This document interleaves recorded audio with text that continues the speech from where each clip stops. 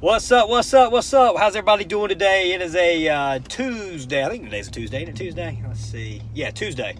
Hell, when half the time I don't know what day it is. Hard to keep straight sometimes when you're real busy. But that's good. That's good. Enjoying life. I am. I hope you are. Hope we're having a great day today. Hope you're out there making some money, getting some jobs done. Hope everybody's weather's nice. I know parts of the country have been kind of crappy here recently, so. Kind of an overcast day. We had a little rain shower come through earlier, but we're rocking and rolling here. All three locations are slamming, and we're doing the best we can to keep up and help as many people as we can today with Junk Doctors. Listen, some of y'all want to know, how did I get in the junk removal business? You know, what's my story? How did I start? And I've always been very entrepreneurial. I've tried different businesses in the past. I've tried washing cars, washing airplanes. I had a mobile shredding trucking company we did for a while. And either I wasn't cut up, I hadn't learned enough at the time to make it successful. That was probably mainly it. I could probably do those businesses now and make them a success. I've learned enough. Or maybe they were just, it was a bad timing. It was... the business just, it was covered up, too much competition, too much high level, well-funded competition to really hang. I worked at a roller skating rink, and while at the same time I was racing NASCAR style race cars in the Carolinas, or North Carolina, and ran out of money, so I quit racing. Love to get back into racing. I won't say I don't have the time. I can make the time now, but I don't really, I've got money that I want to invest in building Junk Removal Authority, and I've got my extra money I want to put into real estate and purchasing apartment buildings. So I don't really have the money I want to put towards racing, and I don't really want to devote the time towards racing, but I'd love to get back into racing. It was a lot of fun. But anyway, I ran out of money, so we got out of racing. I sold everything but my pickup truck. Didn't sell the truck because I had to be able to get around. I was never one to ride a bicycle or walk anywhere. So kept the pickup truck. Put some ads up on Craigslist just to try and kind of get a little extra money going. Craigslist was great back then. It was free. I know they just recently started charging. We got tons of business off of Craigslist. Now, we were cheap, and that's the people you're going to get on Craigslist is cheapos. But when we first started, first few loads I did over the first week or two, I think I charged $50 for a pickup truck load. I believe that then went up to like $95 or something like that for a pickup truck load. After a month or two, Christian Fowler joined up. He became my business partner. We purchased a 6x12 wooden trailer, and let me tell you, we thought we were king of the world in that 6x12. We spent probably several hours. We spent days just thinking about it, researching it. Should we do this? I remember we typed up this purchase order. These are requirements of our 6x12 trailer for Triangle Removal Incorporated. We thought we were hot shit. And that $1,200, man, we were sweating that $1,200 payment.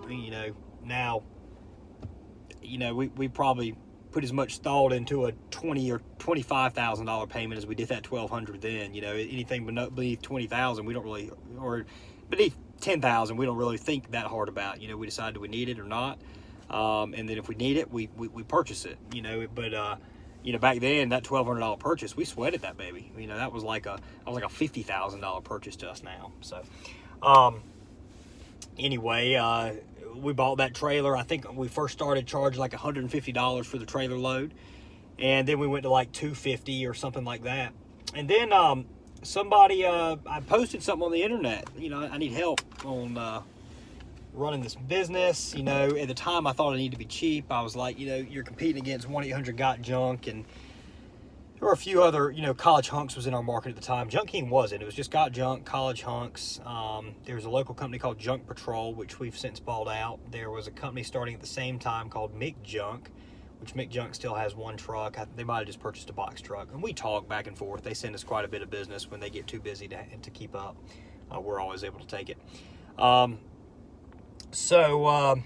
Anyway, there was some competition and all, and a guy from Chicago that used to own another junk removal business, I'm not going to say where, because they actually had a non-compete signed, and anyway, I don't want to get the guy kind of in trouble, but he owned a competing junk removal business. He helped us out. He just for free, he kind of mentored me, and he's no longer in the junk removal business, but he's the one that got me charging more. He's the one that got me on Google AdWords. Once we got on Google AdWords, our business freaking exploded. Couldn't hardly keep up. We were working 7 days a week as hard as we could, trying to keep up. When we first started, we didn't dump. Around here, around in the Raleigh area, there are Citizens Convenience Centers. It's for free. You can dump for free, open Monday through Sunday from, I think, 7 a.m. to 7 p.m., but it's not for commercial vehicles. It's supposed to be for residents only. So we'd have this trailer and pickup. We'd put signs on the trailer. We'd have signs that we'd screw in on the trailer, kind of chloroplast signs, and we'd have magnets we would put on the side of the pickup truck. It said triangle removal. And we'd have polo shirts for triangle removal. Well, we'd do the job with the signs on, dressed up, and then after we left, we'd pull over in a filling station, a gas station or whatever, and we would take off the shirts, switch into some t-shirts. We'd take the signs off the truck. We'd roll to these convenience centers, and they'd say, sometimes people would question, say, "There's no way y'all have this much stuff." Say, we're helping out my grandmother. We're helping out this, that. So I mean, we'd fib. We definitely would fib a little bit so we could keep dumping for free because it was free. We dumped for free, but you're having to hand unload. So you were hand loading and you were hand unloading out of a trailer. It was hard work, very hard work. We could do we'd do 3-4 jobs in a day and we'd be hand unloading. So we were flat beat when we were working hard. And what we wound up doing is we started kind of just giving stuff we'd find on jobs, or we'd bring a cup of coffee to these attendants at these convenience centers and do whatever. And we did that for probably about a year and a half or so. And then we got that first dump truck. And we went down to Florida and picked that first dump truck up. Old number 1, Big Bird 1. And the guy that had it was an old got junk truck, but he put a little top on it. He'd put a top on it like for a chipper. He was running a chipper. But his tree business went out.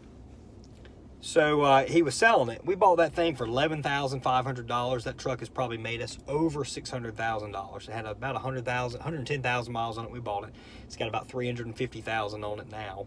And just a great truck. Still, yeah, she's not running super strong now, but still super reliable. Keeps chugging, smokes a little bit, but still making us money even to this day. The key for me was when I started thinking about this. I knew I wanted to build this thing separate from me, but when I really started thinking about how do I build this business separate from me, and I started learning accounting and I started really researching business, and that guy contacted me and helped me out. That was when things really started to take off for me. And we built Junk Doctors, $2 million at the end of our 5th year of operation, and that's when we started Junk Removal Authority.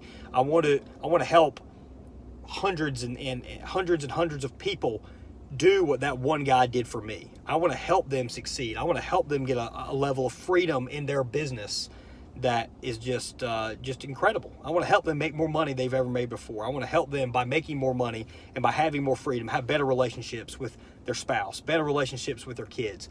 That's what I want to do. That's the reason we didn't franchise Junk Doctors.